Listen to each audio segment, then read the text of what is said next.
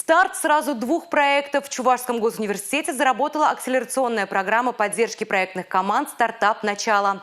И здесь же запустили предпринимательскую точку кипения. Специалисты предприятий, преподаватели вузов республики вместе со студентами на этой площадке будут воплощать идеи по технологическому предпринимательству. Эти проекты – победители конкурсных отборов госпрограммы «Научно-технологическое развитие России». Они дают возможность студентам реализовать свои идеи по предпринимательству и даже начать свой бизнес без отрыва от учебы. Не надо бояться каких-то неудач. То есть не надо опускать руки, если что-то не получилось. Зато получился опыт, ты понимаешь, что вот так делать не надо.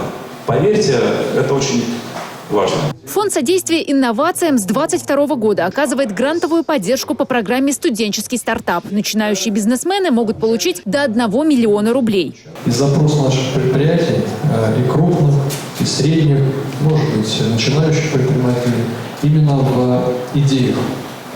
Идеях, которые можно коммерциализировать, идеи, из которых можно сделать проект, заработать денег, не знаю, и стать успешным предпринимателем.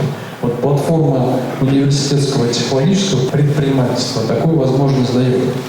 В этом году в республике по разным программам на поддержку предпринимателей направлено более миллиарда рублей, отметил Дмитрий Краснов, министр экономического развития и имущественных отношений Чувашии.